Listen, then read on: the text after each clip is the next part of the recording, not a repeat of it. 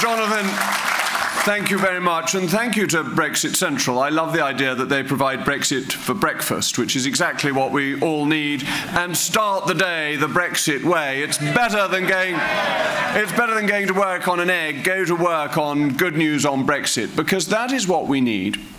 It is of such importance that we recognise that Brexit is not something to be feared, not something that's got to be done reluctantly or with a heavy heart, not something to be done purely because the voters want it, important though that is. It is something to be done because it infuses the spirit of our nation with optimism and hope, that it sets a course for us for the next generation that will make us a more prosperous, a fairer, a more united society. That Brexit is one of the most important constitutional changes in the history of the nation. It ranks with the Glorious Revolution. It ranks with the Great Reform Bill of 1832. It is a fundamental change and a reassertion of our belief in democracy. It changes the basis on which we are going to be governed. No more are we going to say that we're poor little Blighty, that we can't cope in a large, cold world, that we need the help of a larger big brother to help us along our way, to inch that Zimmer frame forward because we are too feeble and frail to do it for ourselves. That has been cast aside, and it has been cast aside gloriously in the largest democratic vote ever in the history of this nation. How wonderful that was, that people who hadn't even been on the register because they thought voting was not in their interest took the trouble to register and to vote. Do you remember how pleased the Remainers were shortly before the campaign? When the deadline for registration was extended, they thought, oh good, it's going to be all our supporters, all the students.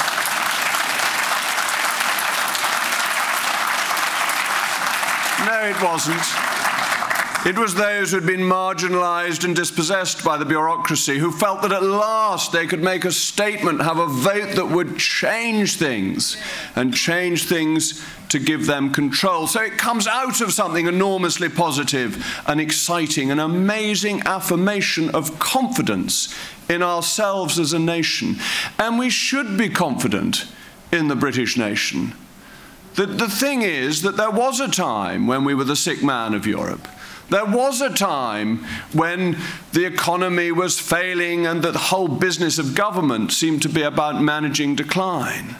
But that was done away with by Margaret Thatcher.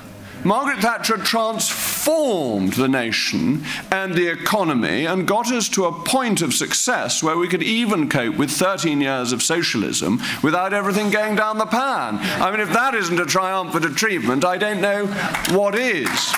And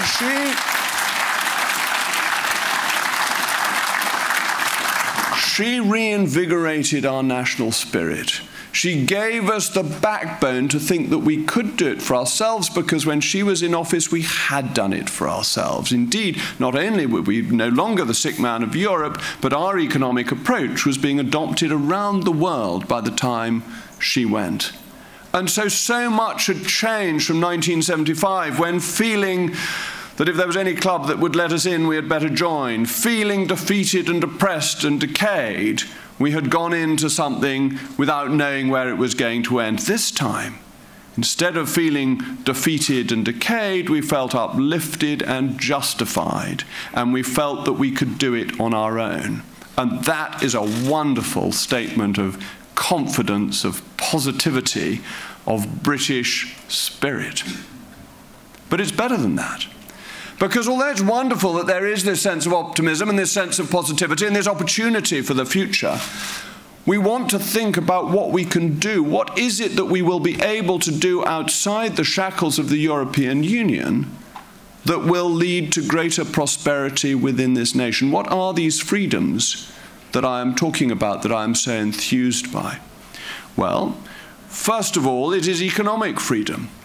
The customs union is a racket that defends producers in rich countries against producers in poor countries to the cost of the poorest consumers in the rich countries.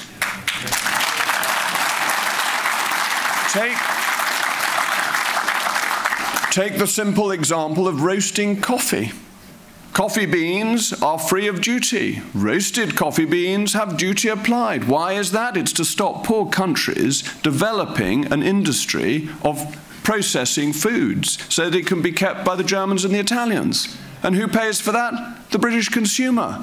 But these examples are endless, that the poorest countries in the world are deprived of access to our market, and this then makes the standard of living of the poorest in our country worse. So we have a real opportunity for genuine free trade. And what are the biggest tariff areas under the customs union? Food, clothing, and footwear. Who spends the highest percentage of their income on food, clothing, and footwear? The poor. Thank you. Thank you. Very good hecklers here. You're better quality hecklers here than we had in the town hall the other day. But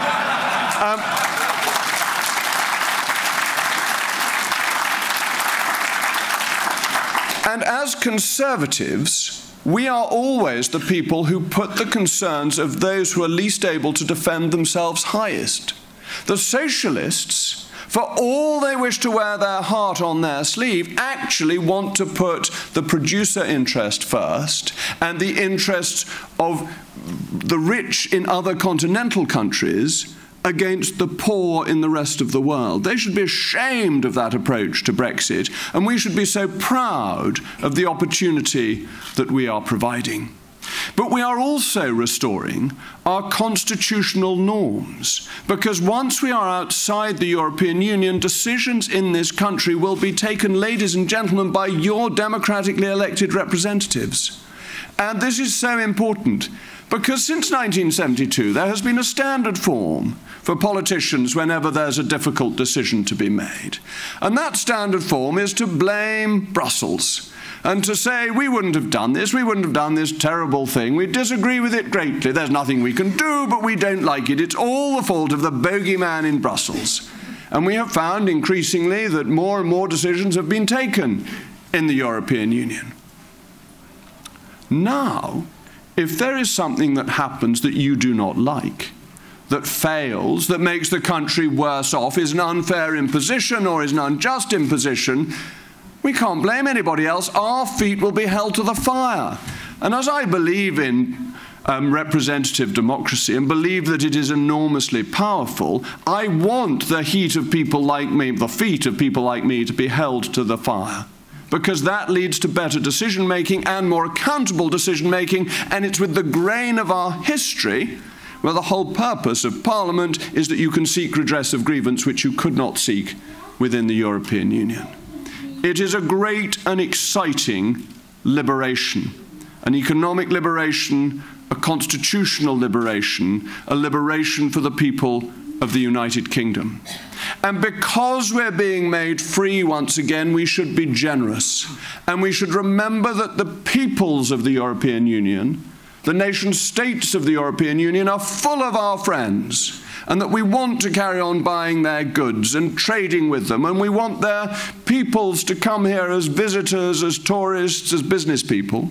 And the people who are already here, we admire for the courage they showed in coming here in the first place, legally.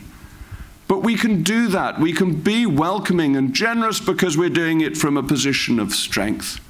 And from that position of strength, we will find it leads to prosperity. What leads to prosperity? Not free markets alone, but free markets, democracy, and the rule of law. The European Union has controlled markets and is undemocratic and has a different rule of law. We are restoring our three great virtues. We should rejoice at that, we should celebrate that, and we should advertise it to the country at large, for this is a generational opportunity, an opportunity for everyone in this country of whatever age, because all people think they can decide for themselves better than the state can decide for them, and even better than a remote continental state, superstate, can decide for them. So, Jonathan, thank you for organising a Brexit rally. Let us be away with the doom and gloom. Let us forget it, and let us rejoice and celebrate at the good news of Brexit, the restoration of our nation, and the taking control back into our own hands. Thank you very much.